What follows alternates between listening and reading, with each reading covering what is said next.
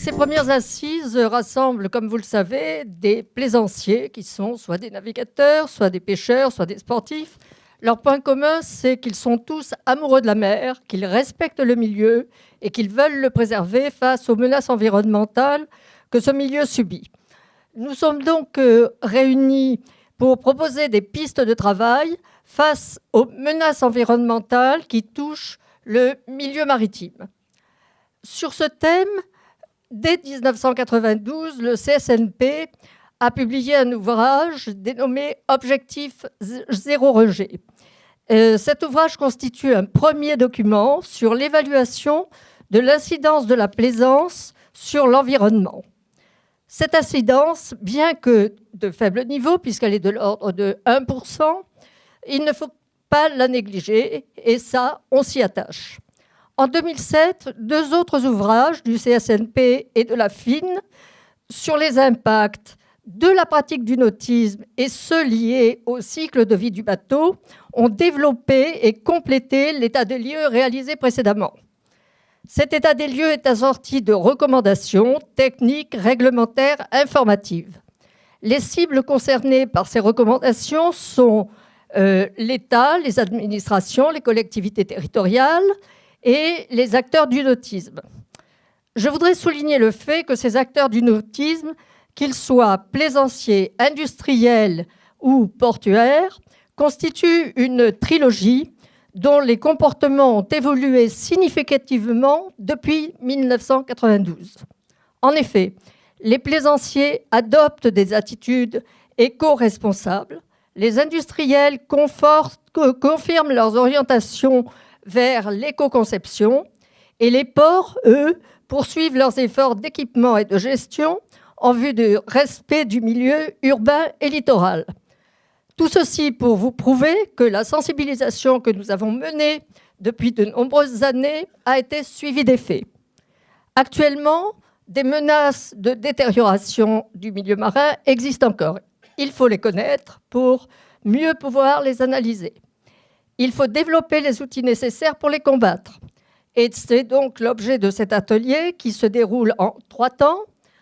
Donc, le point des menaces environnementales, les pistes de travail pour modifier les comportements et les bonnes pratiques, et ensuite le fameux débat pour que des outils de protection du milieu marin soient analysés. Sont-ils des atouts ou des contraintes pour les pêcheurs de loisirs et les plaisanciers? Bon, donc moi je vais vous parler en particulier des menaces environnementales, pollution et pression qu'il y a sur la mer. Donc un premier chiffre quand même qui est important, c'est que la mer est évidemment très menacée, mais 80% des pollutions maritimes proviennent quand même des activités terrestres. Industrie, agriculture, comme c'est marqué, urbanisation, déchets en tout genre, défaut des stations d'épuration, etc., etc. Alors, il y en a quand même 20% qui viennent de la mer. Bon, je pourrais vous donner des exemples, mais c'est peut-être pas la place ici, on n'a pas le temps. Bon, les hydrocarbures, de l'industrie pétrolière qui fait très fort quelquefois, mais qui ne pollue pas trop quand il n'y a pas d'accident. Malheureusement, il y en a pas beaucoup. Il y en a beaucoup. Bon, les industries minières qui laissent beaucoup de choses. Exemple, l'or en Californie, par exemple, qui est un gros problème. L'or en Californie, 1848, tout le monde connaît. Eh bien, il y a une grosse menace au mercure maintenant qui pèse sur la Californie. Bon. Et qui va finir à la mer, évidemment. Mercure et cyanure. Bon, aquaculture, congéliculture, etc. Bon, la surpêche est aussi une pollution parce que nous parlons évidemment de tout ce qui est rejet en mer et tout. Bon, et puis enfin la plaisance. Alors, la diapositive suivante vous montre une analyse plus fine. Donc, vous voyez, vous avez la pollution qui est due à la mer, à la terre, etc. Et puis, tout en haut, nous avons une toute petite barre. Mireille a tout à l'heure défleuré le sujet. Les plaisanciers sont à moins de 1% de la pollution marine. Bon, c'est important parce que tout ce que je vais vous dire maintenant, c'est quand même à la lumière de ces 1%. Nous allons nous occuper de ces 1% et nous allons en parler. Alors, quelles sont les différentes attaques que les plaisanciers font à leur milieu? Allez, à toi. Merci. Bon, Bon, d'abord, les fameuses eaux grises, noires et les eaux de fond de cale.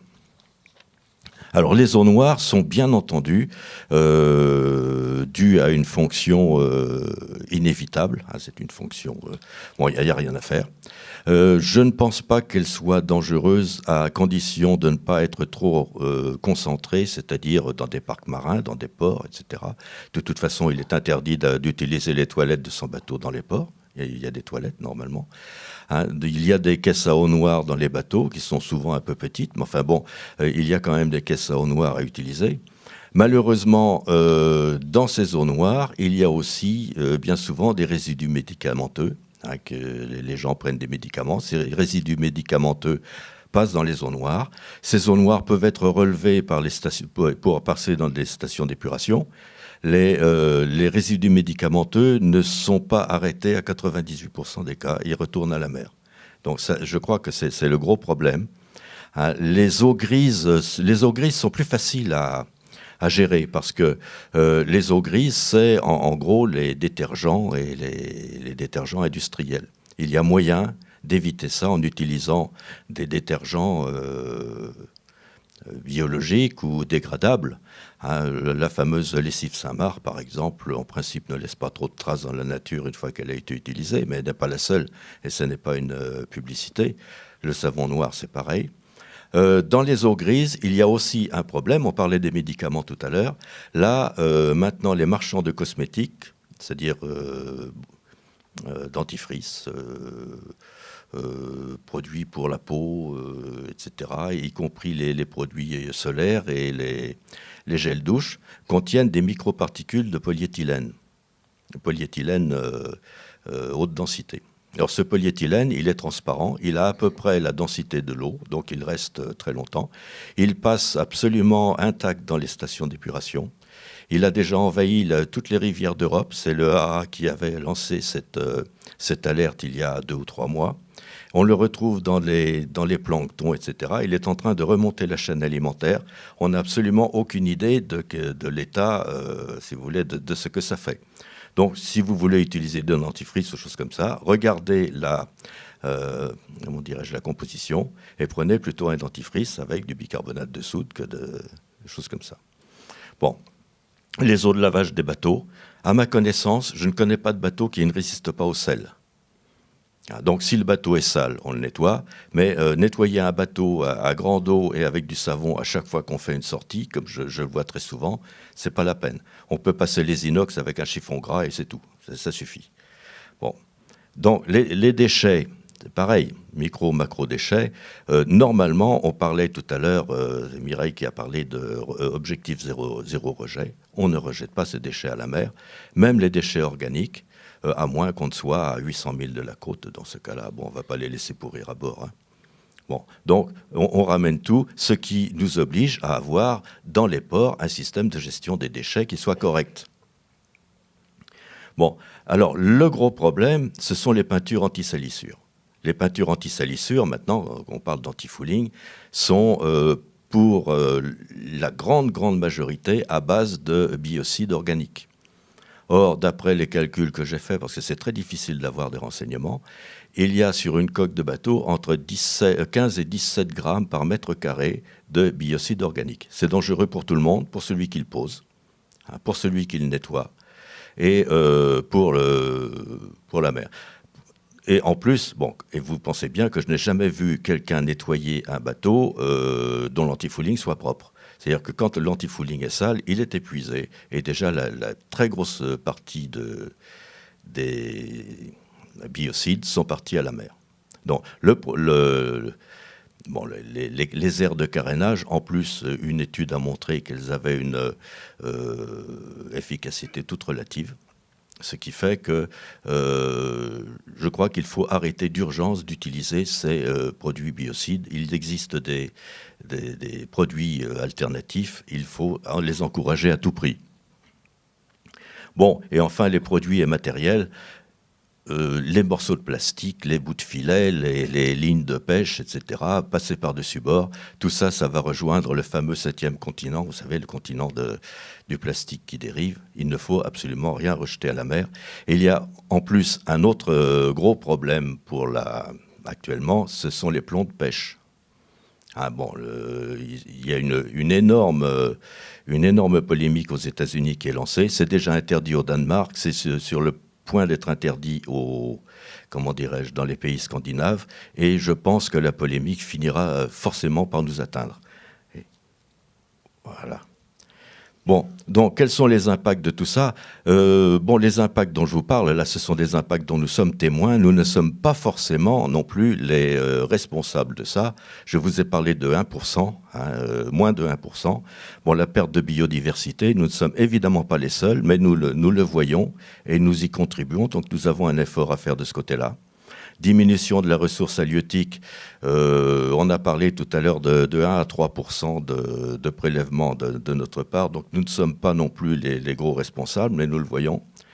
Bon, la toxicité des produits est un autre problème, parce que ce sont des problèmes des produits qui se concentrent dans la matière vivante, et nous commençons à avoir des sardines à la dioxine, du crabe au plomb ou au cadmium, etc. etc. Donc, et puis enfin, l'eutrophisation du milieu qui commence à devenir patente dans les mers fermées, un petit peu comme la mer Baltique, qui n'est pas en très bon état.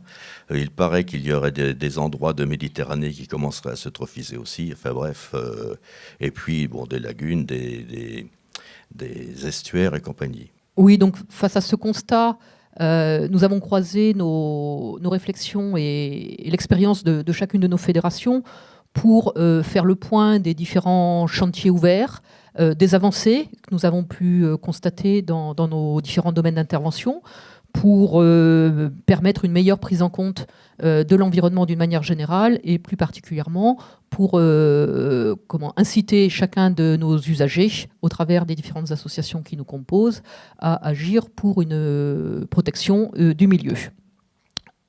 Donc ce qu'on va vous présenter là, c'est comment nous travaillons en direct avec nos pratiquants sur les 1% de nos incidences sur le milieu. Comment aussi, quelles sont les pistes de travail que nous pouvons avoir sur les 99% restants, puisque bien évidemment nous ne sommes pas insensibles en tant qu'usagers de ce milieu à son avenir, et nous sommes aussi une force d'interpellation des pouvoirs publics d'une manière générale, mais aussi des entreprises qui développent des produits et un marché sur le milieu marin. Donc nous allons évoquer ensemble nous avons choisi d'identifier 5 pistes de travail particulièrement représentatives des différentes actions qui sont engagées, que je développerai un peu, et vous m'excuserez qu'on n'aille pas forcément au bout, on pourra le reprendre certains de ces éléments dans le débat qui suivra, et puis nous y reviendrons puisque les assises ne sont pas closes et le sujet de l'environnement sera au cœur aussi de plusieurs débats que nous pourrons avoir d'ici demain. Premier axe de travail, c'est l'éducation à l'environnement. Deuxième axe de travail, l'évolution des pratiques de pêche. Et on l'a déjà effleuré ce matin, il y a tout un ensemble d'avancées sur l'évolution des pratiques en elles-mêmes. La participation de nos pratiquants, des pêcheurs, des plaisanciers, des plongeurs, à la connaissance du milieu naturel. L'évolution des équipements et des infrastructures, dans quel sens influent-elles et comment nous pouvons faire levier sur ces évolutions. Et enfin, les actions de coopération, entreprises, entre nous, usagers, et puis les gestionnaires du milieu naturel dans différents axes de travail. Donc si on reprend ces pistes les unes après les autres, l'éducation à l'environnement, c'est pas une thématique très nouvelle, on en parle depuis longtemps. Nos fédérations en ont fait depuis quasiment toujours, sans même parfois évoquer le nom. Cela reste cependant un axe fondamental au cœur de notre légitimité, au cœur de nos missions de fédération de plaisanciers et de pêcheurs. C'est aussi un axe fort de toute la politique environnementale. L'éducation à l'environnement, on sait qu'elle touche chaque citoyen et c'est par ces vecteurs que l'on arrive à modifier les comportements. Les leviers de l'éducation à l'environnement, ils reposent sur quelle thématique ? C'est d'abord l'information, la sensibilisation, l'explication de la réglementation. La réglementation, elle peut être vécue comme une interdiction. mais elle doit aussi être comprise pour être bien appliquée. Et je crois que ce n'est pas tant la peur de l'amende ou la peur de l'infraction qui doit guider les comportements que la compréhension du sens qu'elle peut avoir et donc l'accompagnement des meilleures mesures pour pouvoir la mettre en œuvre. Donc, information sur la réglementation, explication de la réglementation, pédagogie de l'évolution de ces réglementations vis-à-vis, par exemple, du respect du milieu et des espèces. Deuxième axe important de notre travail de sensibilisation, c'est accompagnement, explication de l'ensemble des dispositifs de protection, de mise en place de mesures sur les espaces protégés, à quoi ils servent, comment ils fonctionnent, de quelle manière l'usager peut s'inscrire dans les orientations prises concernant la gestion de ces milieux. Ça concerne également une sensibilisation aux éco-gestes, et également une sensibilisation sur les pollutions et les déchets. Christian Saint-James vient de développer rapidement ce point, j'y reviendrai pas. Nos outils sont très nombreux, vous les connaissez tous, je pense, je les rappelle pour mémoire, c'est les outils, les supports d'édition que nous avons les uns et les autres, nos revues, nos lettres d'information, nos sites internet, diffusion des connaissances environnementales, mise à disposition de ressources en ligne pour les personnes qui souhaitent aller plus loin. Ce sont aussi des actions pédagogiques très concrètes sur le terrain, par nos clubs, par nos associations, en direction des jeunes, en direction des publics occasionnels, en direction, bien évidemment, en cœur de cible, de nos pratiquants plus réguliers, à la fois sur des journées, on va dire, citoyennes, éco-responsables, des journées par exemple, de sensibilisation aux macro-déchets sur le littoral, en immersion, opérations de nettoyage, mais aussi opérations de formation sur des stages dédiés, sur telle ou telle thématique, de connaissance du milieu, telle ou telle thématique environnementale. Donc vous aurez à la suite de ces assises un petit dossier dans lequel vous retrouverez des fiches assez détaillées sur des exemples d'opérations concrètes dans ces domaines menées par l'une ou l'autre de nos organisations. Deuxième axe, l'évolution des pratiques de pêche. J'y reviens pas trop dans le détail puisqu'on aura des ateliers sur nos différentes pêches demain, donc qui auront l'occasion de développer cela. La charte d'engagement et d'objectifs pour une pêche maritime et de loisirs éco-responsable a été un jalon dans le processus d'évolution des pratiques de pêche. Ça nous a été rappelé ce matin. Depuis, il s'est passé un certain nombre de choses et des choses importantes en termes d'évolution au sein de nos fédérations. Ça a été avant tout la diffusion d'outils d'identification, d'outils de mesure, d'outils de connaissance des espèces. Et ça a été, et c'est encore aujourd'hui, la proposition de mesures qui vont au-delà des mesures réglementaires sur la limitation du nombre de prises, sur le respect de périodes de repos biologiques, volontaristes, sur l'augmentation des mailles des poissons pêchés. Donc on voit qu'il y a tout un ensemble d'actions de formation, d'actions de sensibilisation, d'actions d'accompagnement et de terrain qui font évoluer nos pratiques de pêche vers des pratiques beaucoup plus éco-responsables. Néanmoins, pour autant, il reste un certain nombre de questions soulevées. Des questions qui ont été balayées également sur le porté à connaissance des réglementations locales, sur les inégalités devant la réglementation entre les différents pratiquants, ceux qui sont encadrés par des organisations telles que les nôtres, les pratiquants individuels, les pratiques de pêche professionnelle et les pratiques de pêche de loisirs par rapport à un environnement qui, lui, méconnaît l'auteur de la prise, par rapport à la lutte contre le braconnage. Donc, bien évidemment, l'incidence sur le milieu des différentes actions que nous conduisons ne peut être réelle que s'il y a une équité de tous devant ce milieu. Et aujourd'hui, on se veut pêcheurs, plaisanciers, plongeurs exemplaires dans les travaux que nous engageons. Néanmoins, il nous paraît nécessaire, à un moment ou à un autre, que tout l'ensemble des usagers du milieu marin disposent des mêmes mesures face à l'évolution de ce milieu. Sinon, le risque, c'est de ne pas recueillir le fruit des travaux et des actions engagées. Axe 3, participation à la connaissance du milieu naturel. Alors, c'est un sujet qui m'est un peu cher. Je l'effleurerai seulement. Je crois qu'on est plusieurs là à développer. C'est un thème qui est vraiment d'actualité. Le pêcheur, le plaisancier, n'est pas un simple usager de la mer. Il porte en lui une connaissance fine du milieu qu'il fréquente pour certains d'entre nous, de certains d'entre vous, de manière très régulière, et sur lequel il a une connaissance intuitive, qui n'est pas forcément la connaissance scientifique de tout un chacun, mais qui a une connaissance intuitive et dont il peut observer un certain nombre d'évolutions. Donc nos fédérations ont mis en place ou accompagnent un ensemble de dispositifs d'observation sur ce milieu. Donc elles mettent à disposition de leurs usagers ou elles construisent des référentiels sur les espèces qui peuvent être observées, sur l'observation d'espèces exotiques, nouvelles, que l'on voit, apparaître dans des eaux dont elles étaient absentes voici quelques années.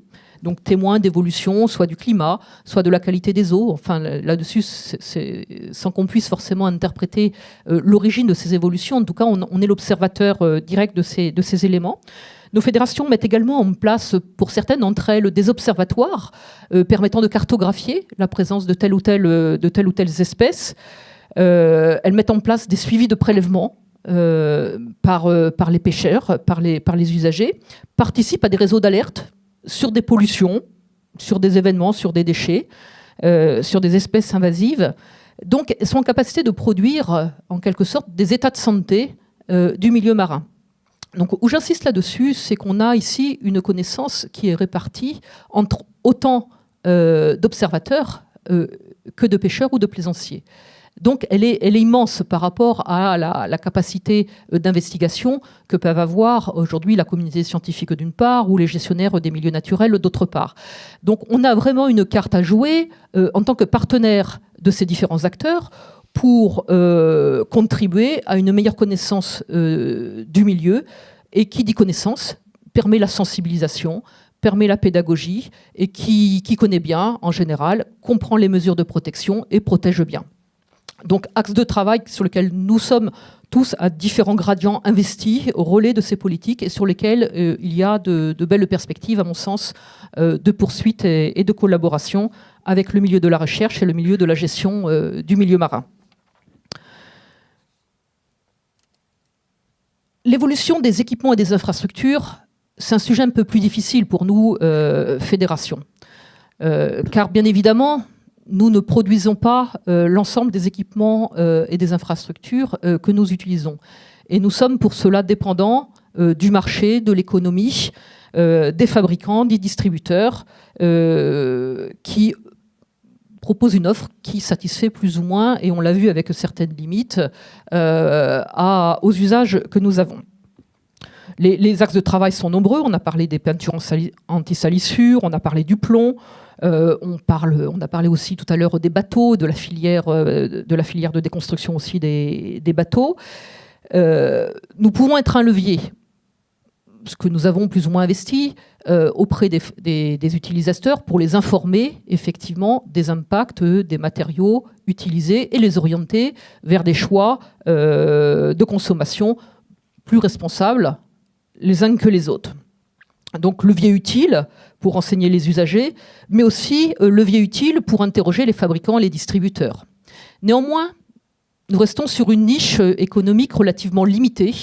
Et en fait, la recherche-développement sur des débouchés plus favorables à l'environnement est d'un impact assez réduit aujourd'hui. Donc il y a réellement un secteur à investir, voire accompagner d'aides publiques pour promouvoir en amont des pollutions des produits qui à la base seront moins nocifs pour l'environnement. Alors, nos interrogations sont nombreuses en tant qu'usagers. C'est déjà faire la part dans les équipements existants entre les discours commerciaux, de greenwashing en général, et les produits réellement vertueux. Et ça, pour le consommateur aujourd'hui, c'est pas toujours très évident. Des interrogations aussi sur les réglementations. Devons-nous tendre à des réglementations en aval, par exemple interdire le carénage dans telle ou telle condition, ou plutôt en amont, interdire l'utilisation de tels produits sur le carénage. Donc il y a de réelles réflexions aussi sur toute la filière avant de toucher réellement à l'action, toute la filière produit. Et enfin, une interrogation économique.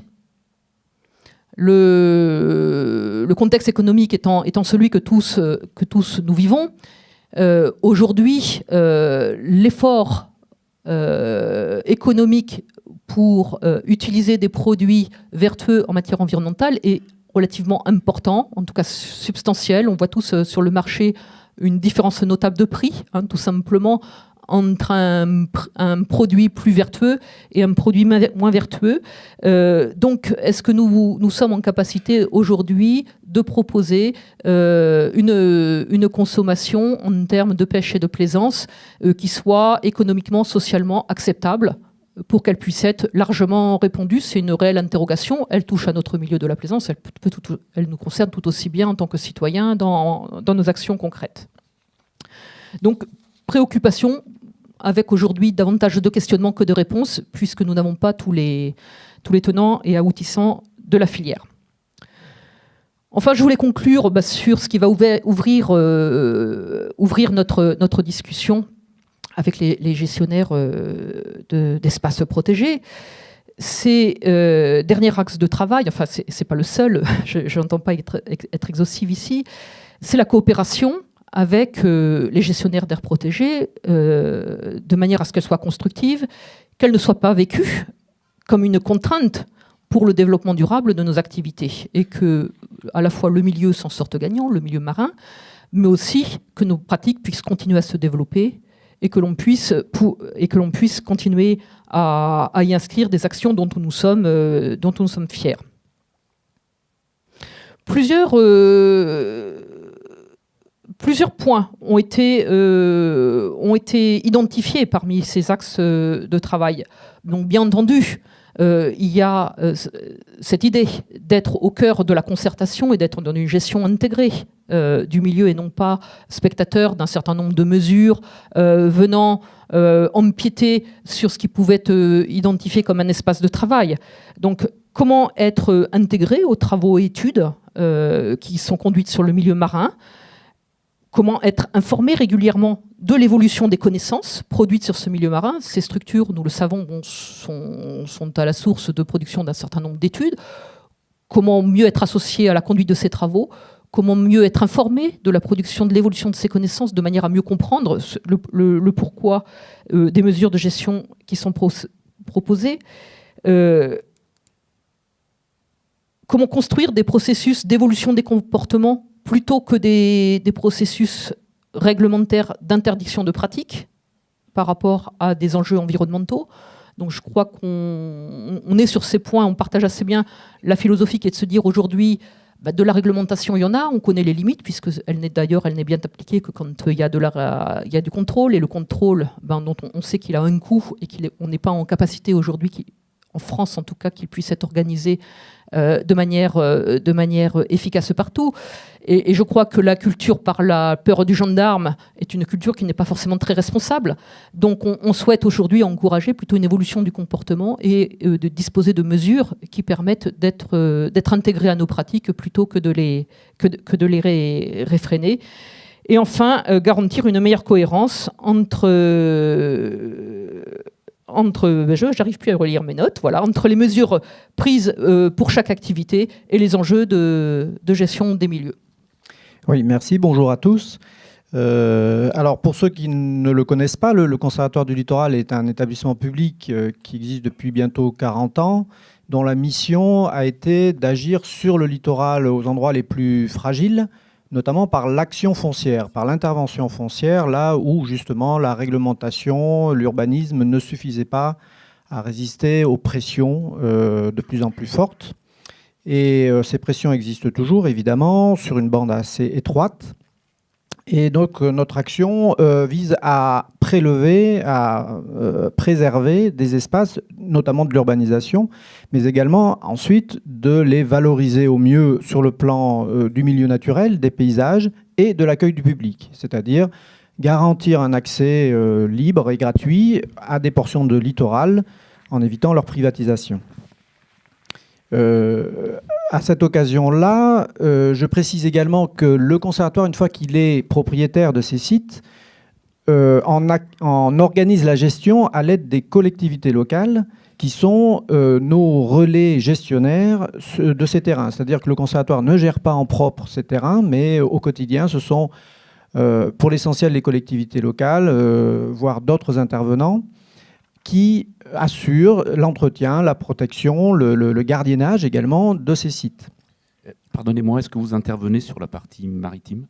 Alors, le conservatoire intervient sur la partie maritime de façon plus modeste, avec la faculté qu'a l'État de lui affecter certaines portions du domaine public maritime. Alors, pour ceux qui connaissent, c'est des portions relativement modestes, mais la principale, c'est l'archipel de Chausey.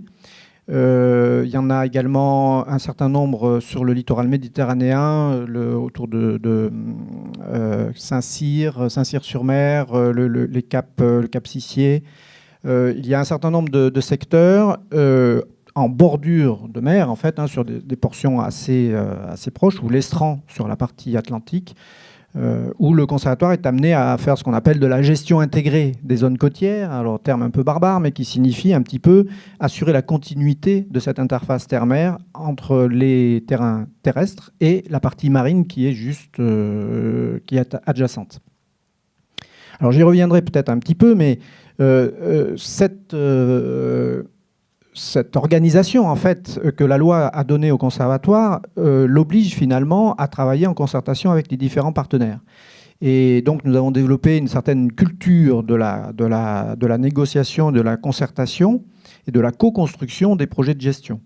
Sur un terrain du conservatoire, il y a donc un comité de gestion, un plan de gestion qui est élaboré en discussion avec les différents partenaires, le gestionnaire évidemment, les collectivités, et tous les gens qui ont un intérêt sur le site, en tant qu'usagers. Alors, je vous fais grâce, effectivement, de ce qui peut se passer sur la partie terrestre, quoique il y a quand même toute une portion des territoires très proches de la mer sur lesquels les enjeux, comme on l'a vu, ont une répercussion importante sur la qualité des eaux. Ce sont notamment les zones humides. Et dans le patrimoine du conservatoire, il y a à peu près un tiers de zones humides, des lagunes, des présalés, dont la qualité influence grandement la productivité de la mer et sa qualité d'eau. Donc l'option que nous avons prise depuis de nombreuses années, c'est bien cette co-construction. L'intervention du conservatoire sur le domaine public maritime est beaucoup plus récente et de ce fait, les usagers de la mer sont moins présents dans les instances de gouvernance du conservatoire. Ça se construit petit à petit. Nous avons à Chausey effectivement des groupes de travail qui fonctionnent là maintenant depuis 5 ou 6 ans. Et puis, ça a été rappelé ce matin, les plaisanciers sont les principaux financeurs du Conservatoire du littoral, à travers le droit de francisation des navires de plaisance. À ce titre, M. Daboville est membre de notre conseil d'administration.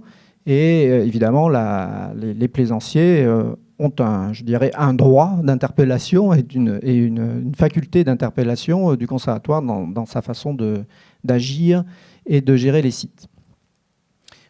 Juste un exemple pour terminer, qui me paraît particulièrement représentatif de ce que vous appelez de vos souhaits, mais on en parlera demain à propos de la pêche à pied. C'est un projet Life Plus qui est en train de démarrer, projet communautaire, gouvernance environnementale, il s'agit bien là du sujet collaboration, qui réunit l'Agence des aires marines protégées, qui est le porteur du projet, le Conservatoire du littoral, la FNPPSF, d'autres associations, pour mener un projet véritablement de grande envergure sur la connaissance, l'éducation à l'environnement, l'amélioration des pratiques, donc tous les sujets que vous avez traités que vous avez abordé. Et à travers ce sujet de la pêche à pied, on a vraiment l'ambition de vouloir mutualiser, de se donner des bases communes pour évaluer les choses et véritablement faire de l'éco-responsabilité ensemble, non pas par la réglementation, non pas par la contrainte, mais par la compréhension mutuelle. Je vais essayer d'être sage et de répondre aux deux questions qui sont à l'écran là. Peut-être en commençant par une introduction disant que pourquoi on fait des aires marines protégées, parce que tant que vous discutez là de je représente 1%, 2%, tant de pourcents du problème, vous ignorez une chose, c'est que tout n'est pas égal et réparti de façon uniforme et qu'il y a des endroits malheureusement où c'est 100% la plaisance qui pose un problème, que sur certaines espèces c'est 50% la plaisance, que effectivement à d'autres endroits la plaisance n'est pas là. Et je dirais qu'après les aires marines protégées, on ne les fait pas seulement bien sûr par rapport aux questions d'enjeu pour la plaisance, mais par rapport à toutes les activités, on a la même situation, c'est-à-dire que vous avez des lieux qui sont plus importants pour les écosystèmes, vous avez des espèces qui sont rares ou menacées, qui relèvent donc d'une nécessité de protection qui nous dépasse un petit peu tous, y compris au niveau national. Et dans l'ensemble, le fondement, c'est quand même que si je me replace du point de vue des plaisanciers, pour faire de la plaisance, il faut quand même qu'il y ait des lieux plaisants. Parce que sinon, ça va être triste. Et je pense que le marché, toutes nos discussions de ce matin sur l'économie, ça va être plombé. Donc, fondamentalement, on a besoin que des lieux soient maintenus en état d'être plaisants et qui remplissent un certain nombre de fonctions. Et les aires marines protégées, c'est un outil spatial. Voilà. À un endroit, on a décidé de faire quelque chose... Pardon ? Je dis accessible. Alors, attendez, et alors après, ça peut être accessible, ou alors c'est grave, et ça peut plus l'être. Enfin, et après, il faut être raisonnable, mais ça va être la deuxième question. Donc la première question, les usagers, acteurs de la protection, quelle concertation, c'est quand même un des fondements de la protection de la nature. Il y a une évolution depuis une conception années 60 où l'État d'en haut décide cet endroit-là, pouf, c'est protégé, et j'installe une réserve naturelle ou un parc national avec une réglementation propre, et puis après, éventuellement, on en parle aux habitants. Là, on a quand même largement évolué. Même ces outils réglementaires, maintenant, sont sur des modes de fonctionnement avec comité consultatif, avec un certain nombre d'exigences. L'État ne peut plus faire ça n'importe comment. Et puis, on a inventé d'autres outils, alors, pour revenir à la mer jusqu'au parc naturel marin, où là, on se dit plutôt, voilà, j'ai tout un espace, j'ai des enjeux de protection de la nature, mais j'ai aussi des enjeux de développement socio-économique, d'activité, de conflits d'usage, etc. Et je mise d'abord sur un principe de gouvernance, donc d'association des acteurs à la définition de ce qu'il faut faire dans cet espace-là. Et puis s'il n'y avait que ça, peut-être que ça irait pas très loin, mais en plus on met des moyens qui sont gérés par l'Agence des aires marines protégées, il y a une équipe, il y a quelques moyens financiers, donc ce que discutent les acteurs, ça peut se traduire concrètement par quelque chose. Et si j'en reviens encore une fois, je tourne un peu en rond à chaque fois, mais à la plaisance, je dirais que quelle concertation avec les plaisanciers, il y en a une, mais mon sentiment est qu'elle n'est pas assez bien structurée parce que à ce que vous représentez ici en termes d'association, de fédération, n'adhère pas la grande majorité des plaisanciers. Donc on a des sujets sur lesquels on sait que nous échappe une grande partie du public. Alors par contre, vous êtes des relais absolument essentiels et bien évidemment, les partenariats qu'on a déjà pu mettre en place, c'est aussi pour ça, essayer d'élargir le champ des personnes que vous atteignez, toutes les actions de sensibilisation, tout ça, c'est vraiment très important. Il y a un problème de connaissance, ça a déjà été évoqué, connaissance du public concerné, connaissance aussi de son impact et des prélèvements qu'il fait exactement. Encore une fois, on ne peut pas se satisfaire simplement d'une enquête à l'échelle nationale qui donne un chiffre, pouf, en milliers de tonnes à l'échelle nationale. Quand on est au plan local, c'est un peu plus compliqué et il faut revenir à des inventaires qui sont un petit peu plus lourds aussi à faire. Interdiction, quelle cible, pour quels objectifs, je ne vais pas botter en touche, mais je dirais ça dépend de l'objectif. Et puis souvent, le problème numéro 1, c'est déjà d'expliquer qu'il y a déjà une réglementation et que si déjà on l'a respectée, peut-être que ce ne serait pas la peine d'en prendre d'autres. Je me souviens d'une scène absolument géniale au moment de la création du parc naturel marin d'Iroise, peut-être que certains étaient là. On avait montré une carte des réglementations existantes. Et il y a eu vraiment une levée de bouclier en disant non, si c'est ça le parc, on n'en veut pas. Attendez, non, mais ça, c'est pas le parc, ça, c'est ce qui existe aujourd'hui.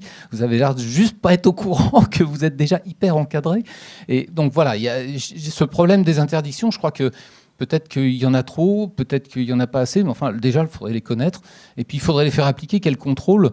Moi, je voudrais quand même dire que je rejoins tous les discours sur la sensibilisation, parce que si le public ne connaît pas la réglementation, aller le contrôler, le verbaliser, ce n'est pas la meilleure façon de le sensibiliser à la raison pour laquelle on a cette réglementation, et puis le fait qu'il l'applique spontanément. On sait très bien que la police, ça marche mieux s'il n'y en a pas besoin.